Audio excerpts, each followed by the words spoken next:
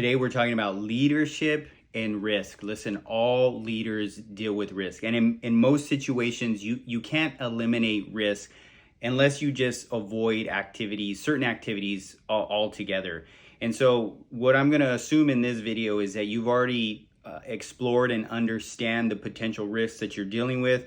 And I want to give you two proven principles that you can apply when dealing with risk. And the key is to really understand the risk that you're facing and then being prepared to deal with that risk. And so the two proven principles I want to cover, the first one is you have to be proactive.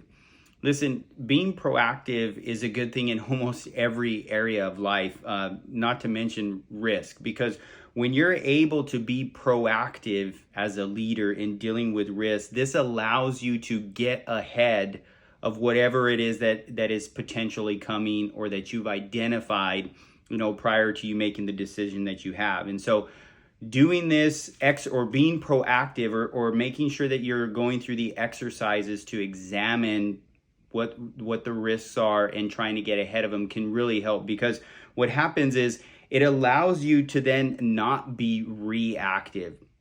A lot of times individuals make decisions, they know the risks, but then they don't manage that risk, and then it pops up and then they're being reactive. So being proactive, obviously you're getting ahead of that. The other thing it also does is it allows for more control. When you're in a reactive state, you're just making decisions at that point to try to eliminate or mitigate the risk that has popped up, and it limits your options. And so this proactive approach should allow you more control. So make sure after you've gone through the exercises, identifying the risks that are out there, make sure you're keeping a tab on that, and then be proactive as soon as you possibly can so that you can have more control in dealing with that risk, okay?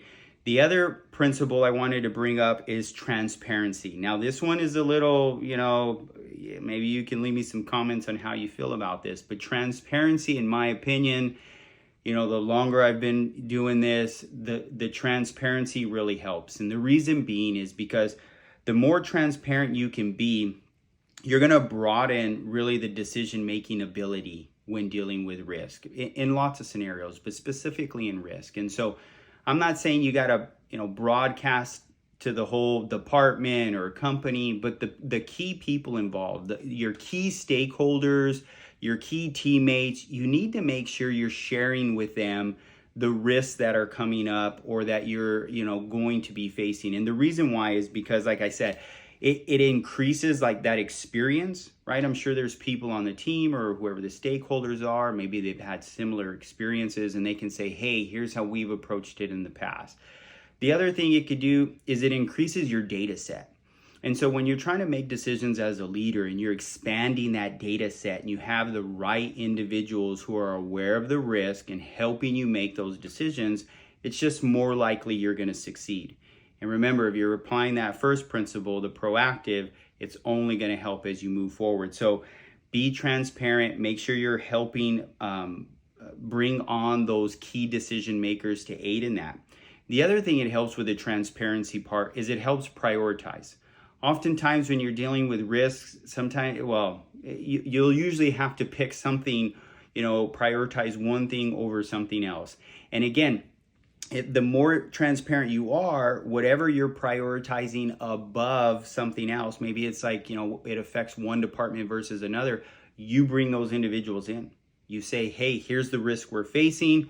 We're going to make this decision, which impacts your department in a negative way, but it guards us, in this department in a positive way, whatever the case may be. You make sure you bring those key people in, and then that should help you with the prioritizing.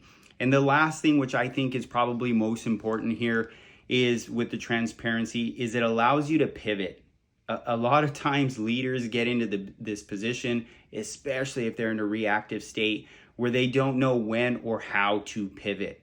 Again, with the transparency, you will start to hear from those key stakeholders, those other team members, right, leadership, that things aren't going so well and how you're mitigating or trying to transition from the risk. And that's where you need to go, okay, time out. let's talk about how do we pivot out of this, and some of the mitigation, transfer, acceptance, like those sorts of methodologies to deal with risk. That's when you really need to be evaluating those types of things and going, okay, when do we pivot? You need to know as a leader when that moment is, and then again have the plan to pivot in or out into one of those particular states or strategies that you use when identifying risk.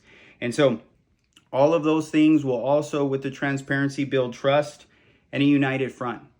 And again, in my personal experience, in my career, it's served me well to be, transparent early and often. And so take away those two principles. It's going to be proactive when dealing with risk. Make sure you're being transparent at the appropriate level.